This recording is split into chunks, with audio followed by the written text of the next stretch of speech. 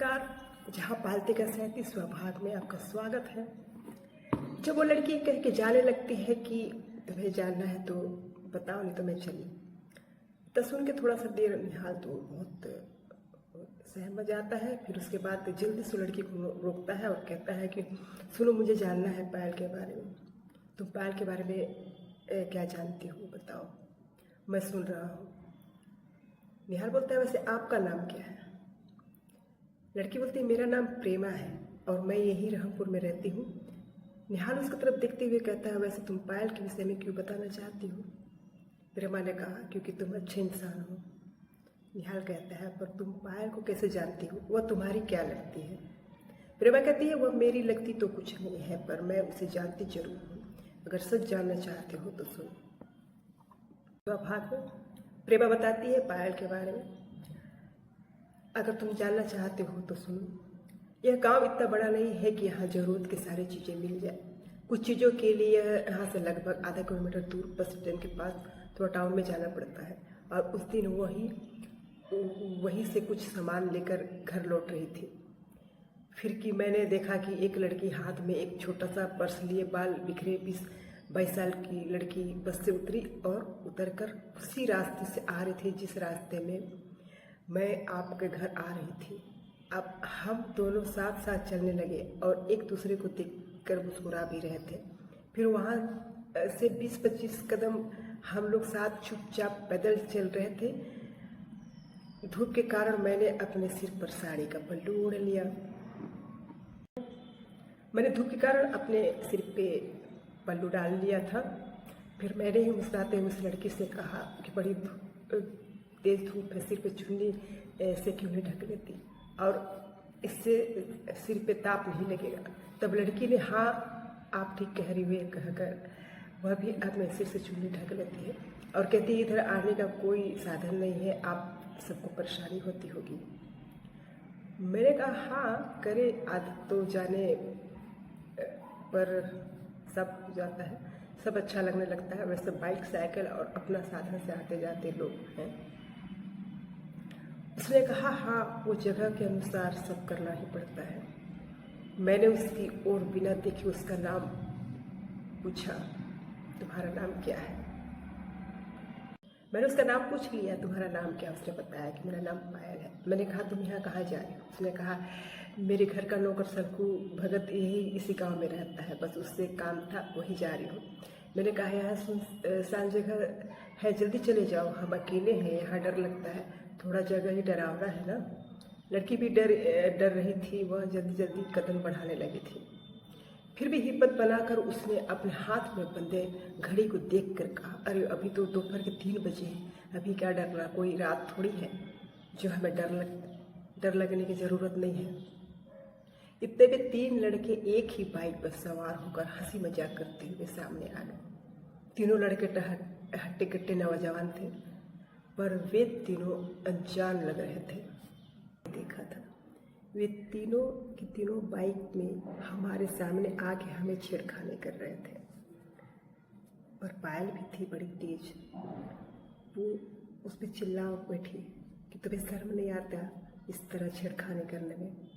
उसमें से एक लड़के ने पायल से कहा कि मैं कह रहा हूँ कि तुम मेरे गाड़ी पे बैठकर चलो, मैं तुम्हें छोड़ देता हूँ। हम दोनों वहाँ से जल्दी जल्दी निकलना चाहते थे, पर उधर उधर बाइक से छेड़छाड़ करने की वजह से हम नहीं निकल पा रहे थे। वह तरह तरह की बातें करके हमें प्रभावित कर रहे थे, कभी प्यार से, कभी गुस्से से। पर मैंने उस लड़की को, पायल को इशारा भी किया। पायल थी कब 42वां भाग की पायल, और जब तमाचा अपनी बाइक को एक झाड़ियों के पीछे छुपा कर आया और उस पायल को हाथ पकड़ा और पकड़ के झाड़ियों के पीछे ले जाने लगा। मैं उस लड़की के पीछे पीछे गई उसे बचाने के लिए, पर एक लड़के ने मेरा भी हाथ पकड़ लिया। मेरा हाथ पकड़ने के बाद उसने कहा कि अगर तुमने ज़्यादा नाटक किया तो मैं पहले तेरा काम तमाम कर दूंगा।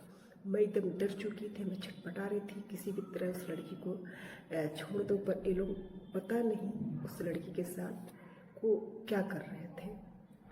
मैं कुछ बोलती उस लड़की के बारे में, उस लड़की से भी माफ़ी मांगती, पर इन लोगों ने मेरा मुंह बंद कर दिया, इन लोगों ने मुझे मौका ही नहीं दिया। नमस्कार, 43वें बाइक छोड़ दो।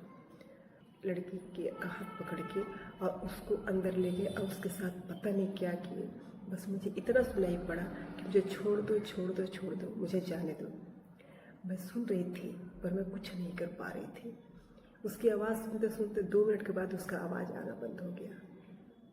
फिर मैं सन्न रह गई। मुझे लगा कि ऐसा क्या हुआ होगा।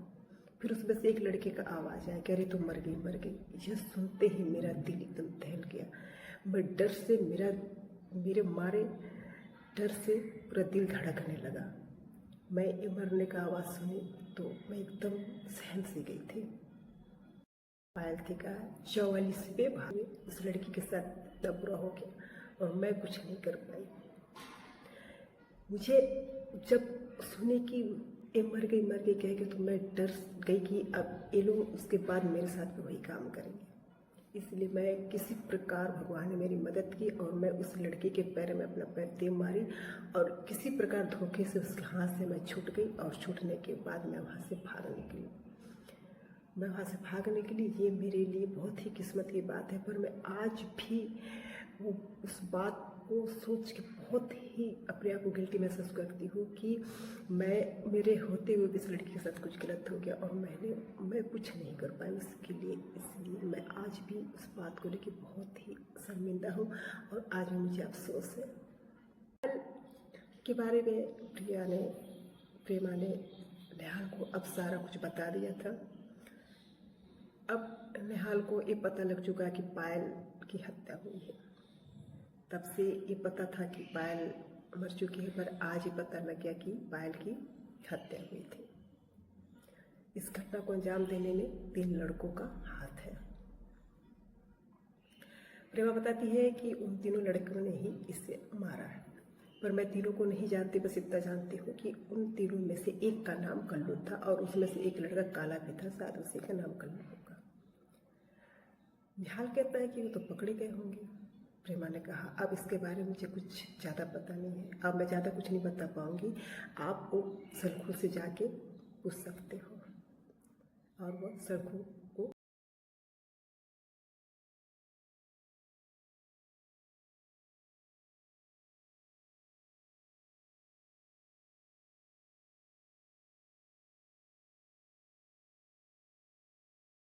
ये प्रेमा जब कहती है कि मैं इससे आगे कुछ नहीं जान पाऊंगी, अब उनका जो नौकर है सलखू, उसी से पूछ लीजिएगा।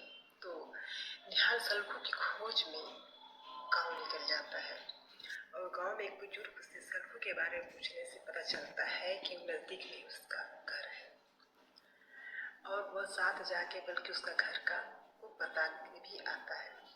बुजुर्ग के बताए हुए घर के एक छोटे से झोपड़े में जाकर निहाल बंद दरवाजा को खटखटाता है और खटखटाने से अंदर से आवाज आता है कि कौन है। निहाल कहता है दरवाजा खोलो, फिर पता चल जाएगा।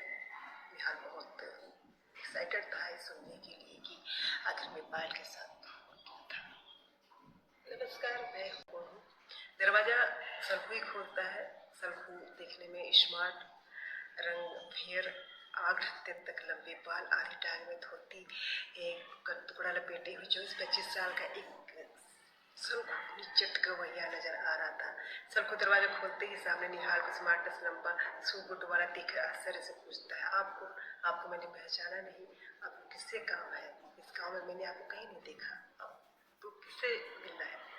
आप कौन है और यहाँ किस लिए आए हैं? कई सवाल पूछता है। निहाल उससे डायरेक्ट पूछ रहा है कि मुझे पायल के बारे में जानना है। निहाल पायल के बारे में पूछता है, वो आश्चर्य से देखने लगता है। पायल के बारे में पूछता है और मैं सीखता है। सलखू देखने में स्मार्ट, रंग फेयर, आग ढकते तक लंबे बाल, आधी टांग में धोती, एक टुकड़ा लपेटे हुए 24-25 साल का एक सलखू निचट गवैया नजर आ रहा था।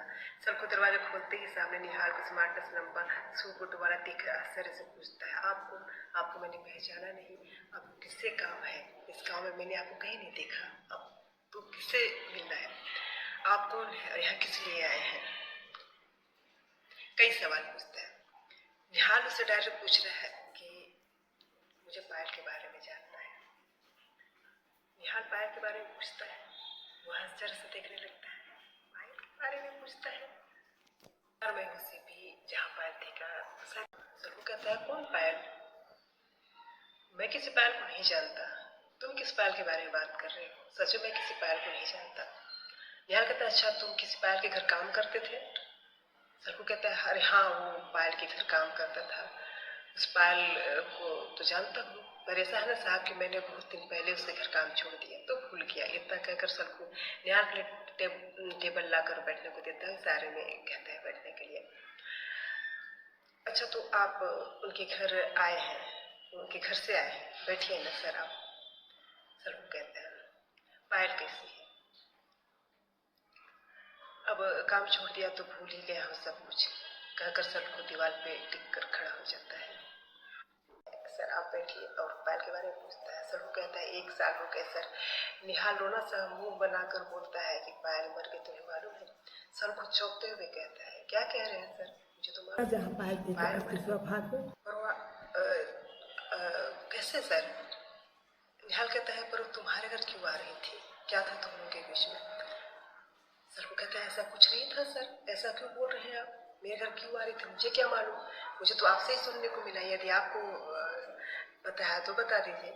निहाल सरखू की ओर देखते हुए कहता है अपने मालिक के घर बता सकते हो जहाँ तुम काम करते थे? सरखू सिर हिला के कहता है हाँ बता सकता हूँ जी।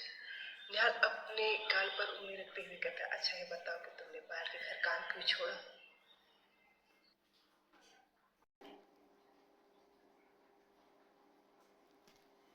नमस्कार, जहाँ पायल का 50वें एपिसोड में आपका प्यार था। वहाँ मुझे अच्छा नहीं लग रहा था इसलिए मैंने काम छोड़ दिया। निहाल मन में सोचता है प्रेमा का एक बात तो सच है, साबित हुआ कि सरखू नाम का कोई लड़का तो है। अब आगे सच क्या है जानने के लिए निहाल सरखू को अपने साथ पायल के घर जाने के लिए कहता है। अब सरखू निहाल के साथ पायल के घर जाएगा या नहीं जाएगा यह जानने के लिए मैं आपको 91 से ऊपर वाले भाग में बताऊंगी। इसके लिए आप मेरी कहानी जरूर देखिएगा।